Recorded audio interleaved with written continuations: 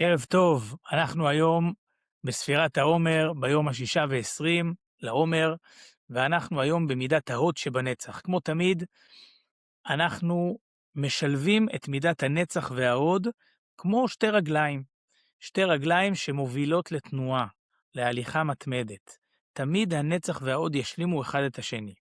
אתמול דיברנו על המידה הזאת של הנצח שבנצח, על הניצחון, האורך רוח, הסבלנות, המבט הארוך, הוא נותן כוח לנצח, כוח להתמודד, כוח להתגבר, כוח להתעלות מעל הרגע.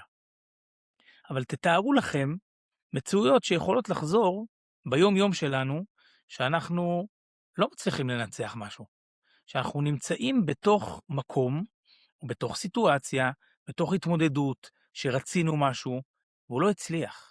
שרצינו משהו והוא הצליח חלקית.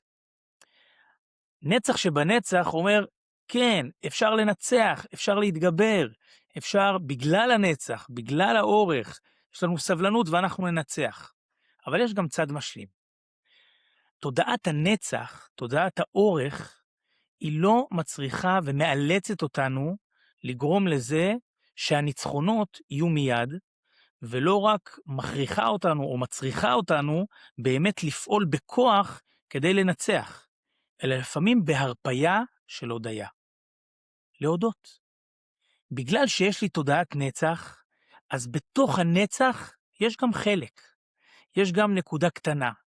אני יודע להודות בתוך הנצח, אני יודע להודות מתוך הנצח.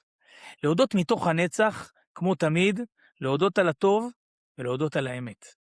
להודות על הטוב זה להודות גם אם יש דברים שהם לא מושלמים, אני מודה על דברים חלקיים, אפילו חלקיים. כמו שאנחנו שרים בליל הסדר, דיינו, דיינו. אילו רק הוציאנו מצרים ולא קרה לנו את ים סוף. אפילו על הנקודה הזאת, גם אם היא לא מושלמת, דיינו. ההודיה על החלק הקטן, זה רק שאני מבין שהחלק הקטן הזה גם הוא מבטא משהו עמוק וארוך, אבל בנקודה קטנה. הנצח מתבטא בקוטן, ולכן אני מודה על הטוב, אפילו על הטוב הזה.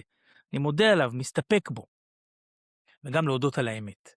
כשאני נכשל, כשאני לא מצליח, כשאני מנסה ובאמת לא מצליח, מה שיאפשר לי להודות על האמת שאני עכשיו כרגע לא מצליח, זה בגלל שזה כרגע.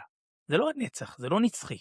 הנצח נותן לי סבלנות גם להיות בחלק החלקי שאני לא מצליח, ולהודות בו.